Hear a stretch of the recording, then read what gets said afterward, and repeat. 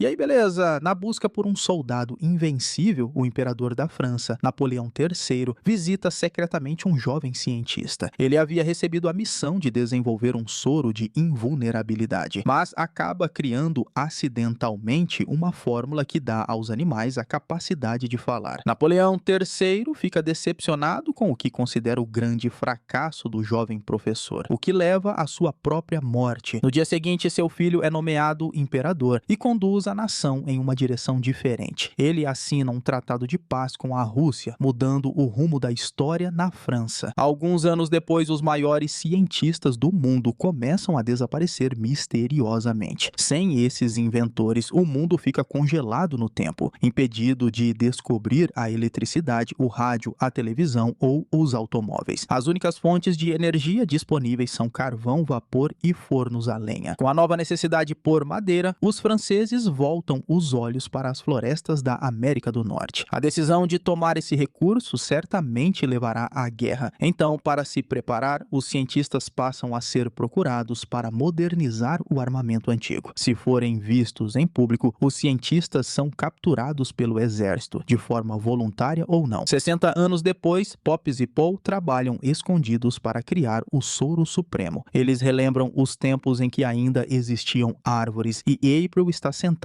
no chão com seu gato enquanto seus pais trabalham. O bichano pode conversar com ela porque recebeu o primeiro soro fracassado que deu aos animais a capacidade de falar. Hoje é o dia em que os pais de April finalmente criam o soro supremo que permite que todas as formas de vida se tornem invulneráveis. Doenças, velhice e morte eterna se tornarão memórias do passado. Eles tiram um momento para lembrar do avô que os iniciou nessa missão a pedido de Napoleão III. De repente, a polícia começa a bater na porta, informando que eles estão presos por praticar ciência sem supervisão do Império. Eles tentam fugir, mas a polícia não permite a escapada. Momentos depois de April ser separada de seus pais, eles são atingidos por um raio e seus corpos desaparecem. Tudo o que ela tem é Darwin e o globo de neve que pertencia aos pais. O relato de Pisoni sobre o ocorrido é difícil de acreditar. Ele é rebaixado e pouco antes de April ser levada para um orfanato, exige falar com ela. Ele pede desculpas pela perda dos pais dela, mas rapidamente exige saber para onde o avô dela escapou. Ela se recusa a falar e foge pelas ruas da França com seu gato Darwin. Pisoni grita que vai encontrá-la junto com o avô dela. 10 anos depois, April atravessa a cidade roubando o que precisa para sobreviver, enquanto um jovem com um cachecol vermelho está a seguindo. Ela consegue despistá-lo antes de se reencontrar com seu velho companheiro, atualizando-o sobre a nova ponte construída entre a Inglaterra e a França, além de mais um cientista desaparecido em Roma. Darwin aceita seu destino inevitável e incentiva April a viver aventuras sem ele. Ela promete encontrar o soro certo e curá-lo. O gato lembra que está tudo bem permitir que novas pessoas entrem em sua vida, que não é provável que desapareçam de repente. April tenta aplicar uma dose experimental no gato, mas não funciona porque ela ainda precisa de mais ingredientes. Ela o leva para a feira, onde se divertem antes de ela quase ser pega roubando os ingredientes necessários. É nesse momento que o garoto contratado por Pisoni para seguir April entra em ação, ajudando-a a escapar com o roubo como mandado. Ele a cumprimenta com um beijo nos lábios, o que a deixa surpresa o suficiente para esconder o que roubou. O garoto pergunta se ela também faz mágica com aquelas coisas e diz que adoraria conhecer o lugar onde ela mora. Ela agradece, mas diz que não mora sozinha, então é melhor deixarem isso pra lá. Mais tarde naquela noite, April aplica em Darwin uma injeção do soro que acredita ser eficaz. O experimento falha e após o gato falecer, ela fica completamente arrasada, culpando-se por ter deixado Darwin sair e ter agravado o estado de seus pulmões. Ela passa a odiar o carvão e todas as coisas sem sentido da vida. Num acesso de tristeza, joga fora o globo de neve que tanto amava. Sem que ela saiba, Darwin ainda está consciente o suficiente para beber parte do líquido que vaza do globo. Ele volta à vida jovem novamente.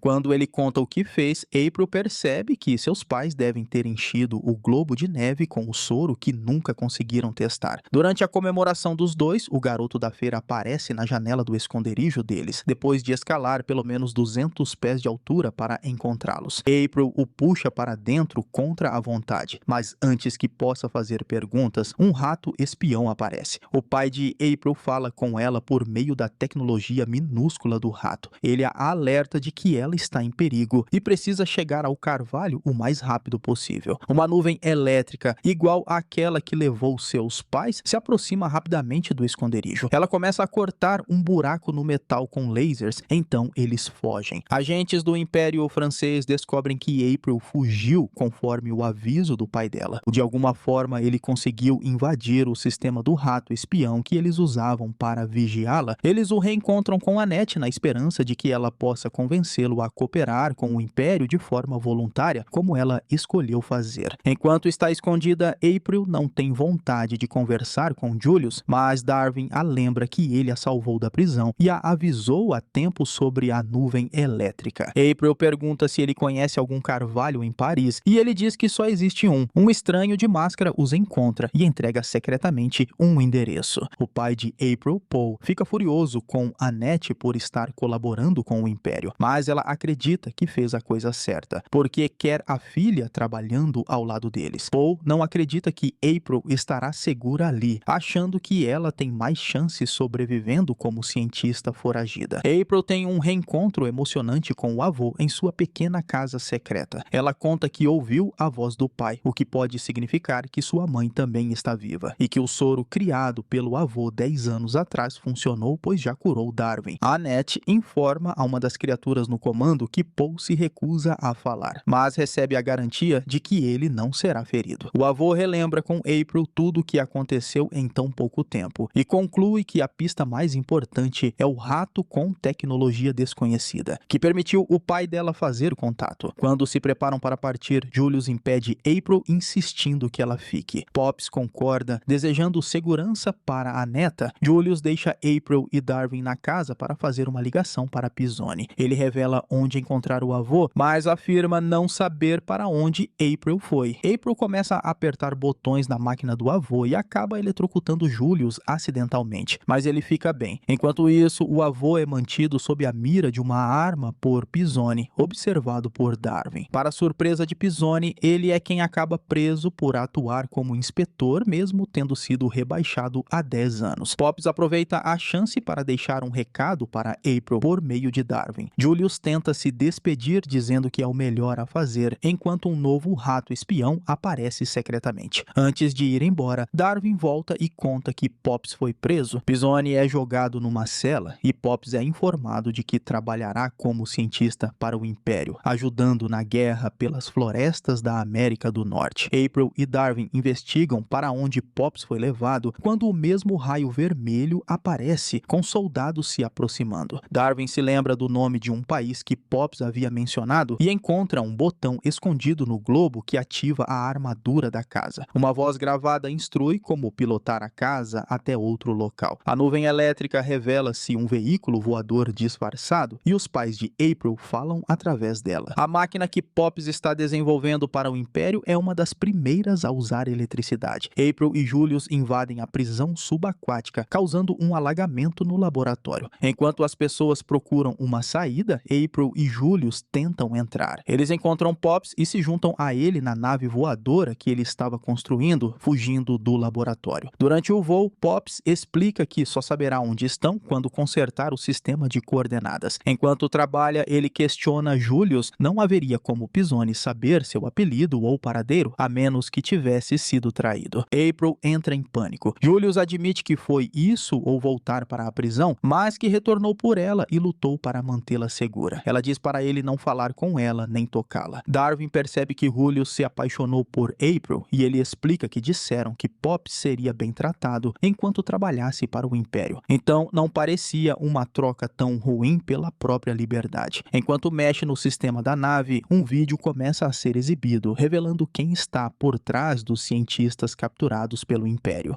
Eles são Ximene e Rodrigue, lagartos evoluídos que se declaram os novos mestres da humanidade. Enquanto April discute essa nova revelação com Pops, Ximene e Rodrigue estão ouvindo a conversa e descobrem a localização deles. Pisoni escuta pelo rádio a voz do Império, informando que todos serão levados ao local deles para uma vida pacífica e serena trabalhando em colaboração. Eles tomam o controle da nave e Pisoni Pisone se recusa a ser feito prisioneiro. Ele começa a destruir o motor, preferindo que todos caiam do que conhecer seus novos senhores. Rodrigue recebe uma massagem e comenta que a música é uma das únicas coisas notáveis que os humanos criaram. Então, ele é informado de que o aerocóptero capturado caiu na base e eles devem ir procurá-los. Pops e Pisone são encontrados primeiro. April ainda está brava com Julius e se recusa a admitir que eles foram feitos um para o outro depois que ele entregou o avô dela. Ele argumenta que ainda está com ela tentando corrigir o erro enquanto a ajuda a encontrar os pais, mas isso não a convence. Pops é colocado numa cela com Pisone, que admite estar atrás das grades com frequência, o que é irônico para um policial. Pops vê seu filho Paul pela primeira vez em 10 anos. April e Julius observam os cientistas sendo tratados como amigos pelos lagartos, o que os deixa confusos. Eles colocam macacões, mas as coisas não saem como esperavam. E Rodrigue acidentalmente atira em uma fonte de energia. Com a queda de energia, pai e filho se abraçam e partem para encontrar April, enquanto Paul diz a Pisone como ele pode escapar pela chaminé. April e Julius são informados sobre onde está a cela do pai dela. No caminho, ela encontra a mãe, que insiste para que cheguem a um lugar seguro, e April começa a fazer perguntas. Mas tudo o que Annette quer é explicar como a vida ali é maravilhosa. Cientistas trabalham com animais e dragões em um ambiente bonito, limpo e natural. Eles chegam diante de Rodrigue e Ximene, e April acusa a mãe de mentir. Ela entrega a Rodrigue o soro, achando que é isso que ele quer, mas ele o esmaga e diz que só querem seu cérebro. Ximene o interrompe e diz que o que querem é o soro que April criou para salvar Darwin. April fica confusa, mas sua mãe explica que o soro que fizeram anos atrás era ineficaz e que o único que funciona é o novo. Eles mostram o mesmo rato que Darwin havia eliminado antes, agora vivo e bem após provar a nova criação. Além disso, o rato consegue se regenerar, tornando-se um guerreiro invencível, assim como Darwin. Eles dizem que April terá de recriar o soro para o projeto deles e o gerador acende as luzes. O plano deles é lançar um foguete no espaço com todos os esporos de vida das plantas misturados ao soro, para reviver a Terra e espalhar esporos invencíveis para outros planetas. Os lagartos juram que os humanos só criam guerra e destruição, enquanto os esforços deles garantiriam vida eterna. Sob a ameaça de perder a mãe, April recria o soro num laboratório improvisado. Rodrigue cede à própria ganância e bebe o soro antes de admitir que programou o foguete para explodir perto o suficiente da Terra para acabar com toda a vida humana. Ximene tenta impedi-lo, mas ele admite que não a suporta mais. Ele dá aos filhos lagartos uma escolha: viver e reinar com o pai, decidindo quais espécies merecem vida eterna ou morrer com a mãe. Eles fazem escolhas diferentes e o tiroteio começa. Os humanos escapam usando o monotrilho. A mãe de April pede desculpas e diz para ela encontrar Ximene, que a orienta a entrar no foguete e mudar a medição de altitude para que a explosão ocorra longe da Terra. Julius salva April e Darwin de Rodrigue, atirando no peito dele e revelando que o que ele bebeu era só água. Darwin é o único capaz de subir no foguete antes que ele decole, mas April consegue quebrar o soro supremo na fuselagem do foguete. Darwin então ajusta a altura da explosão. Com o passar dos anos, vegetação começa a crescer na Lua e em outros planetas do sistema solar. Julius se levanta e conta a April que encontraram Darwin na Lua e ela quase desmaia com a notícia. Ela viveu uma vida longa e realizada ao lado de seus pais e marido. Terminando assim, April e o Mundo Extraordinário, animação de ficção científica e aventura de 2015. E eu espero você no próximo vídeo.